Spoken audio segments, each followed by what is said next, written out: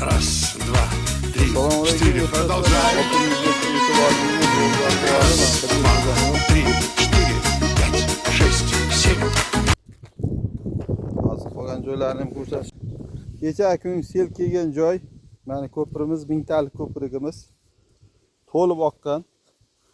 Buni mana shu hovlini pastida 100 metr chiqsa kerak. Balki 100 shu o'rtada 50 talik turba qo'yilgan.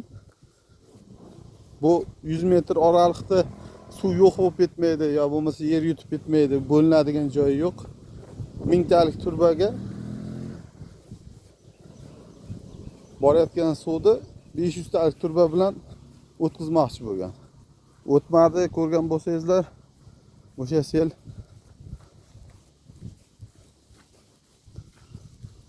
ustidan oqib o'tdi, mana 500 talikka sig'masdan. Yana 500 taligimiz kalta edi, ikki yonidan beton qo'yib cho'zgan. 1000 talik turba qo'yiladi, juda ko'p ta'kidladik, harakat qildik. Bu bo'lmadi. Mana shunaqa ahvolga tushgan, hozir qo'parib yonlarini nimadir tashladi o'sha. Ustida rosa o'tdami joyga nima qilib tashladi.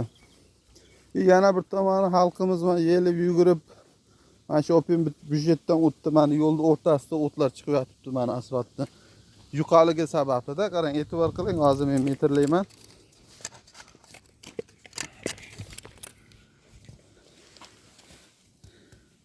Mana metrlayman hozir. Bemalol ko'rishingiz mumkin. Mana 3 sm ga yetayotgan yo'q, 2 sm bo'lyapti. Mana bu yoqni ham ko'rishimiz mumkin. O'sha gap mana 2 sm. Mana ko'rinyaptimi? Mana bu yoqda ham o'sha gap. Bu даже 1 sm mana. O'shanaqa gaplar mana.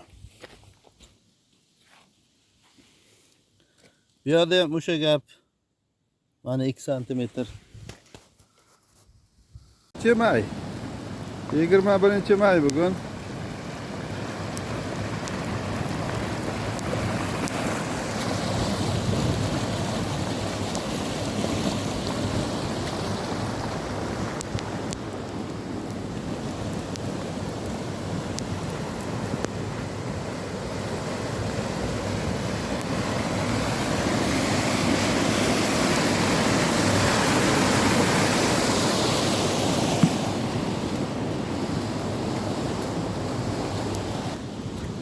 Yo'lni nimasi to'g'ri olinmaganda suv ham netib o'tadi.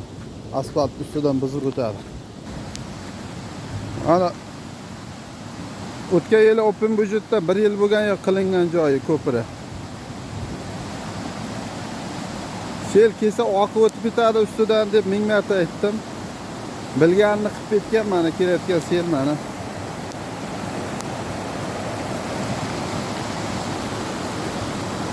O'sha yo'lni qo'paryapti o'sha.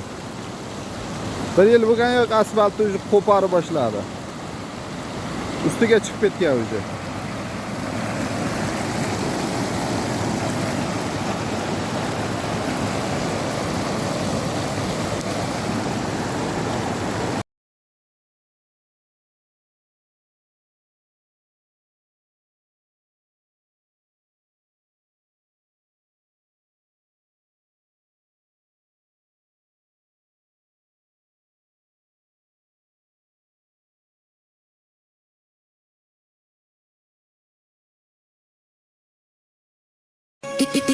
İçimdekiler içimni yeydi, yana o'zlaricha jigarimdaydi.